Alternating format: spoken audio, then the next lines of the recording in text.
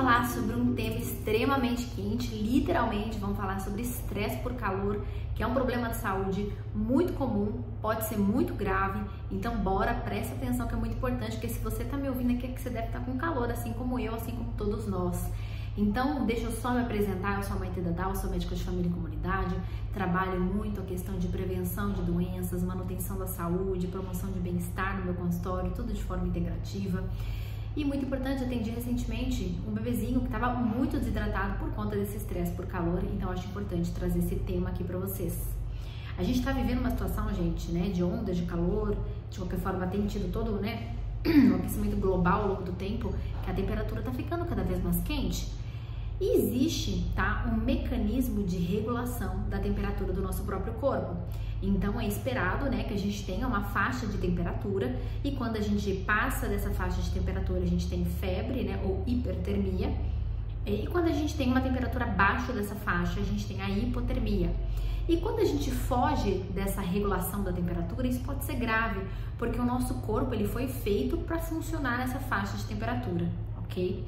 Então, quando a gente está exposto num ambiente muito quente, o nosso corpo ele vai tentar, de alguma forma, compensar esse aumento de temperatura para que o seu próprio corpo não aumente a temperatura, porque, igual eu falei para vocês, se aumentar a temperatura, pode dar ruim.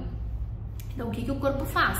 Ele começa a ter a vasodilatação periférica, então a gente começa a ficar com a bochechinha avermelhada, o corpo um pouco mais avermelhado, porque afinal o sangue está se dilatando na periferia e está tentando trocar calor com o meio ambiente, né? Vai começar a ter o suor também para resfriar a nossa extremidade. Então essas são algumas das respostas que o nosso corpo tem para evitar que a nossa temperatura aumente. E aí o que acontece? Quando o calor é em excesso, a gente vai saturar, ou seja, o nosso corpo não vai dar mais conta de conseguir manter essa nossa temperatura. Então a gente pode ter o que a gente fala de estresse por calor, que pode se tornar grave com o nome de insolação. Então insolação é vulgarmente conhecido como aquela queimadura de primeiro grau de pele, quando a gente fica muito tempo no sol, mas insolação, um termo técnico médico, significa um estresse por calor cuja temperatura corporal está aumentada acima de 40 graus, então, ou seja, o corpo não está conseguindo regular isso de forma nenhuma, e também quando a gente já tem sinal de disfunção neurológica. Quando eu falo disfunção aqui, quer dizer que algum órgão não está funcionando bem. Então, disfunção neurológica, já estou desmaiando, estou confusa e tem várias consequências muito graves. Recentemente, nós tivemos a passagem da cantora americana Taylor Swift no Brasil. E foi muito bafafá o primeiro, segundo shows dela no Rio de Janeiro, porque tiveram mais de 1000 ocorrências de desmaio durante o show no estádio. Então eu imagino o querido do colega que estava lá e teve que atender tudo isso, porque é uma catástrofe, né? Meu Deus, não tem suporte para conseguir atender 1000 pessoas dentro de um evento. E também teve, infelizmente, um óbito, tá? E esse óbito, né, a causa está possivelmente relacionada com o calor, né? A menina ficou muito tempo sem beber líquido, estava lá exposta a um calor muito alto, né? Uma temperatura muito elevada desde manhã, né? Que ela estava lá na fila do show da Taylor, e o corpo foi, enfim, perdendo todo esse mecanismo de regulação e começou a ter a disfunção dos órgãos, que é o que pode acontecer com o calor. Quem tem a maior chance de ter este problema de estresse por calor? Então, citei para vocês no começo que eu atendi um bebezinho que estava nessa situação. Então, os extremos de idades, né, bebês, idosos, ainda mais quando existe algum comprometimento neurológico, né, idosos demenciados, que não conseguem, né, beber o próprio líquido, ter esse mecanismo de regulação da sede, gestantes, tá, são pessoas aí naturalmente com risco maior de ter o estresse por calor. Pessoas que estão trabalhando expostos ao calor, como policiais, como garis, enfim, atletas, bombeiros que estão muito próximos ao calor, enfim, profissões que exigem também um certo atividade física aí para a tua profissão, assim como atletas, já disse para vocês, e também tem várias doenças crônicas que também são fatores de risco, ainda mais porque tem doenças crônicas que a gente usa medicações que mexem nesse mecanismo de regulação. E vou dar um exemplo bem simples. Quando a gente trata a pressão alta, às vezes a gente usa uma medicação que se chama diurético. O diurético, a grosso modo, ele vai aumentar o nosso xixi. E aí a gente já tá aí com algo que vai mexer na nossa nosso metabolismo de água, e aí eu vou estar exposto ao calor e eu vou precisar suar, enfim, caos, tá? Então realmente existem várias medicações, algumas medicações neurológicas, antipsicóticos, antidepressivos, e muito importante, tá? Quando a gente utiliza, a depender de alguma substância psicoativa, a gente também pode ter aumento da temperatura do nosso corpo. Então entenda que é algo assim que, se você olhar para a realidade que você está vivendo, é bem comum e pode acontecer, certo? Então, para a gente entender, né, a gente não tem, tá, só para trazer um dado importante aqui, a gente não tem um dado epidemiológico muito certo, porque ela é uma doença que poucos profissionais de saúde sabem sobre. Eu aprendi sobre essa doença quando eu estava na residência médica, numa cidade super quente, então eu não tinha contato com esse problema antes. Você já conhecia? Comenta aqui, por favor. Então, quando a gente aumenta a temperatura do nosso corpo vai começar a ficar perdidinho, porque ele tá programado para funcionar numa faixa de temperatura.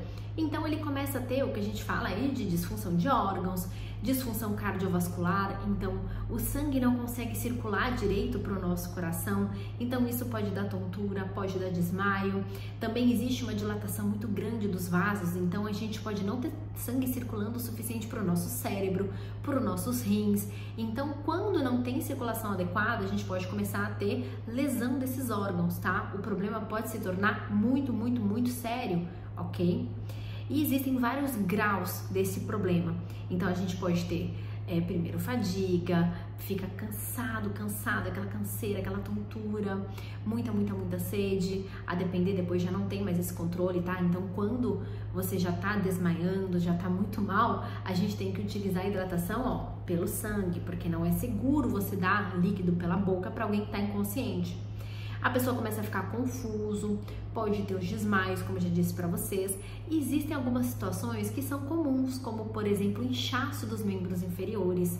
A gente pode ter também câimbras por conta do calor, e tudo isso por conta dessa vasodilatação, esse jogo aí que o nosso corpo está tentando fazer para manter a nossa temperatura.